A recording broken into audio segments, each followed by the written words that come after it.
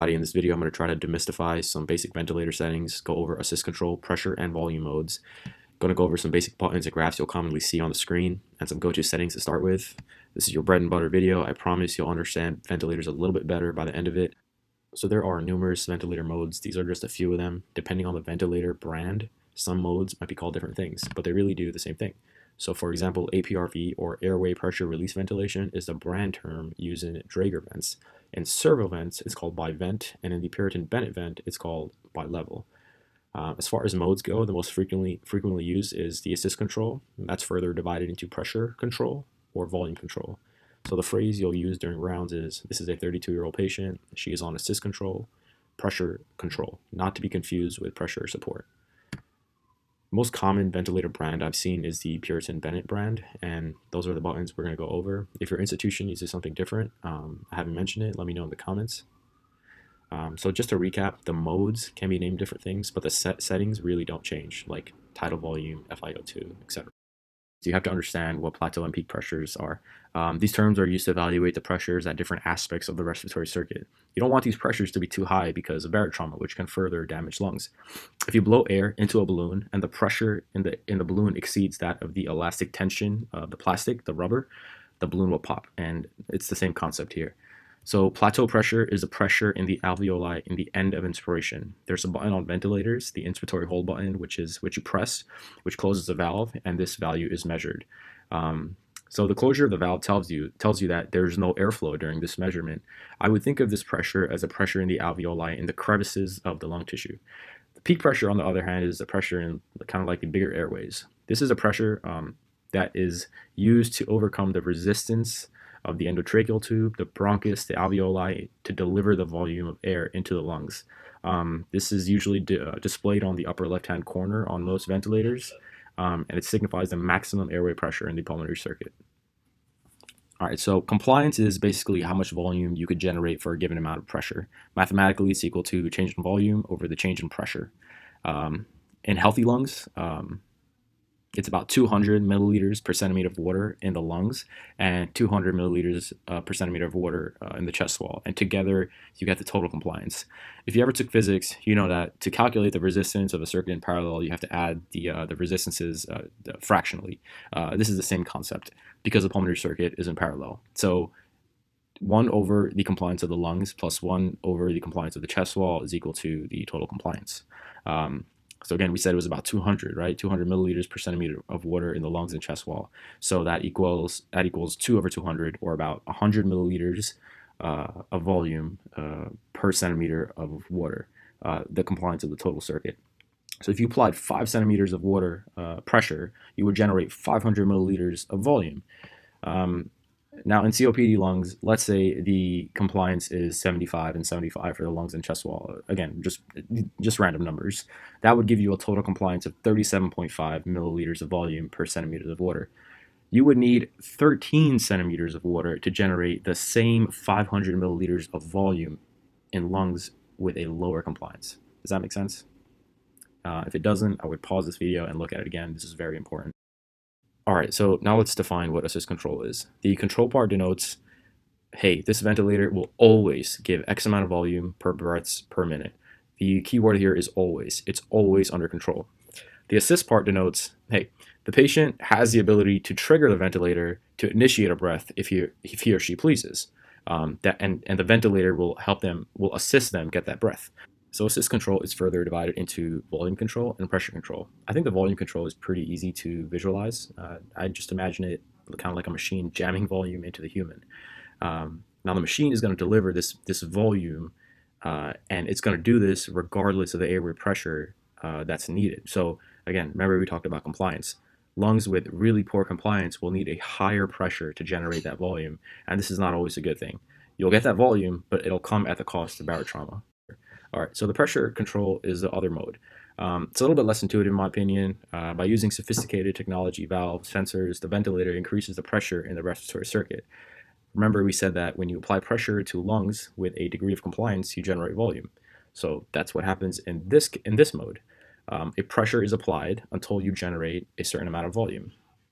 So triggering is the term used to describe how the patient tells the ventilator, yo, I'm going to take this next breath on my own, I got this one. The ventilator gets the message by detecting changes in flow or changes in pressure. So flow is defined as the movement of air over time, and appropriately the units are volume over time, or liters per minute. Flow is directional. If you look at the ventilator graph, if the amplitude goes above the x-axis, it means that air is moving out of the lungs, and if it goes below the x-axis, it means that the air is moving into the lungs. So the ventilator machine gives the patient a certain amount of flow. Again, you can set this. If the patient generates enough pleural pressure to suck in a breath of air, a little bit, the ventilator detects this and lets the patient take the breath. Now, pressure triggering is pretty similar. The patient, again, tries to suck in some air, and the machine is able to detect the drop in pressure instead of the flow and enables the patient to take a breath. Most often, I've seen flow triggering is used commonly. Let's start with pressure control. So you have your rate or frequency, you have your driving pressure, you have your inspiratory time, the trigger, we just talked about that, the FiO2, the PEEP, and the rising time. I'm going to talk about all these in the next slide. So this is what the buttons are going to look like on the screen in assist control, pressure control. This is going to be on your Puritan Bennett 840 ventilator. So going from left to right, you got your frequency, the amount of times the breath is going to be delivered in 1 minute. You have your driving pressure, that's P sub I. That's going to be how much the ventilator is going to increase the pressure by starting from the end of expiration. So PEEP, which is the positive end expiratory pressure, so let's say it's 5 and the driving pressure is 20. Your peak pressure is going to be 20 plus 5 or 25. And this is your support. The TI is the inspiratory time. This is how long you're going to stay at the pressure we just defined, the P sub I. The trigger is the next one. The V with a little dot in the middle, that dot denotes that this value is a derivative of time. So like I said, liters over minutes, volume over time. And this particular setting, it's set to flow, 3 liters per minute. Your FiO2 is the concentration of your oxygen. It's set to 21%. Now going down, starting from the left at 50%, that's how fast the flow is delivered. Your PEEP, again, positive end expiratory pressure. This is the pressure in the alveoli at the end of expiration. All right, so this is what the graph will look like. This is above the buttons on the ventilator. So I drew this out. So this would be your pressure graph, your flow graph, and your volume graph. This picture I just Googled just to kind of show you what it would look like in real life. So if you look at the pressure, on pressure control, all of these waveforms are uniform because this is set. This expanded circle over here, I try to draw like the pressure triggering. When the patient inhales and they can suck in that air, that negative deflection it reflects their attempt to take in a breath. Flow right here, this pattern is a decelerating flow pattern. So this is air into the lungs, out of the lungs, into the lungs, out of the lungs, into the lungs, out of the lungs. And this is the volume, so very important. So I purposely drew all sorts of weird kind of shapes here to signify that the volume depends on the compliance. The pressure set, that's not going to change, but the volume might fluctuate based on the compliance. So you just intubated the patient, you got to put in some settings on the monitor. On the ventilator, I would start here. So let's start with a PEEP of about 5 to 10. You adjust this depending on the degree of hypoxemia. More hypoxic, increase the PEEP. So you can start with FiO2 at 100% and titrate this to keep the O2 sat at least 88%. Again, hypoxic, go up. Your driving pressure, you could put at 15 centimeters of water, start there, and then adjust this to keep the tidal volume between 4 to 6 milliliters per kilogram. Remember, this is an issue of compliance, so lungs that are poorly compliant will require a higher driving pressure. It's important to check the plateau pressure that we discussed earlier because you don't want to cause barotrauma. You would start with a rate of about 14, 15 breaths per minute. And then finally, you have your inspiratory time, which often you start at about 1 to 1.5 seconds. And you want to adjust this to keep your IE ratio to about 1 to 1 or 1 to 1.5 or higher. All right, so moving on to assist control, volume control. Your settings include your rate, respiratory rate or frequency, your tidal volume, the flow, the trigger, which is, again, flow or pressure triggered, the FiO2, the plateau time, the waveform, the PEEP, and the high pressure alarm. All right, so this is what the buttons will look like on your Puritan Bennett 840. I got this from Google, random settings, but just to go over them, starting from left to right, You have 16 set as the respiratory rate. The tidal volume next to that is 363 milliliters.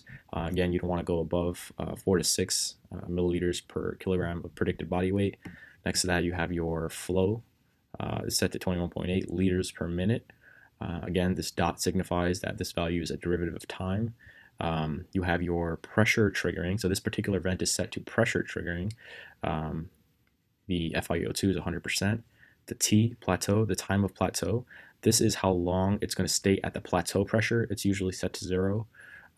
Most people don't even really mention this during rounds. The waveform, or the kind of the way the air is delivered, and finally the PEEP, the positive and expiratory pressure. So here's what the graphs would look like on volume control. Again, pressure, flow, volume. Starting from the volume, you can notice that the waveform is uniform. It's not changing. This is because we set the volume. Jumping up to the pressure, I purposely drew different shapes here just to signify that the pressure can vary based on the compliance. This is the flow. Again, flow in, flow out, flow in, flow out. This right here, this highlighted area is to represent that this is a flow triggered mode, the flow trigger setting rather. This is a square waveform pattern. I found this I just Googled this just to show you what it would look like on an actual screen. Please don't confuse certain settings here. So this particular setting is a decelerating wave pattern. When I drew this, I didn't have this picture, so I drew a square pattern, so don't get that confused. But both of these settings are flow triggered. And these are some common settings to start with in volume control. You set your tidal volume to about 6 milliliters per kilogram of predicted body weight.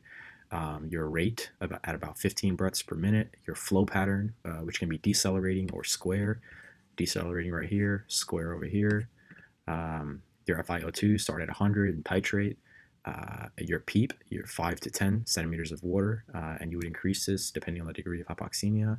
And again, you don't want to go above 20 to avoid barotrauma. You would check your plateau pressure or the pressure in the alveoli to make sure it doesn't go above 30. And if it does, you can troubleshoot by lowering the tidal volume, but then you don't want to lower the tidal volume too much. So that's also an important thing to highlight. Well, that's the end of the video. I hope this was helpful. If you found it helpful, I would really appreciate it if you subscribed and hit the like button. If you found any errors or anything, please feel free to contact me or drop a comment. I would really appreciate your feedback. Thanks.